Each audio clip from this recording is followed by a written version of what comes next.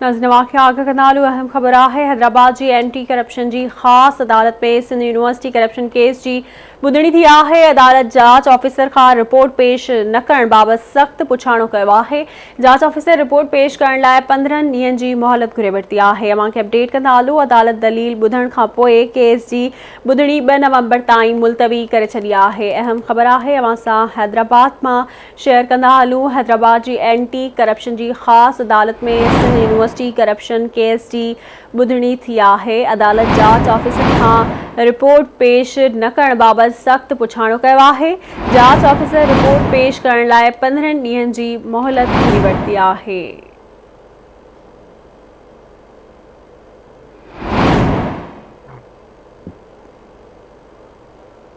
अदालत दलील ॿुधण खां पोइ केस जी ॿुधणी 2 नवंबर ताईं मुलतवी करे छॾी आहे।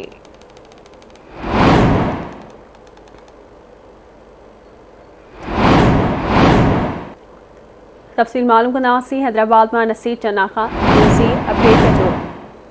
जी बिल्कुल एंटी करप्शन की खास अदालत में सिंध यूनिवर्सिटी करप्शन केस की ॿुधणी थी आहे। जे दौरान जांच ऑफिसर अदालत में रिपोर्ट पेश न करे सघियो आहे, जंहिं ते अदालत खे सख़्त चुंड पटी आहे।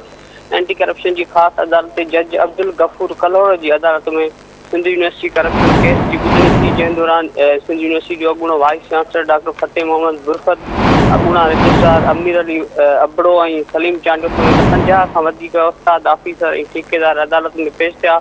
उन मौक़े ते अदालत जांच ऑफिसर खां पेश पुछाणो कयो त सिंध यूनिवर्सिटी करप्शन केस जी रिपोर्ट किथे आहे, जंहिं ते एंटी करप्शन जी जांच ऑफिसर अदालत में रिपोर्ट पेश न कई। अदालत खे महीनो मोहलत जी इस्तदा कई।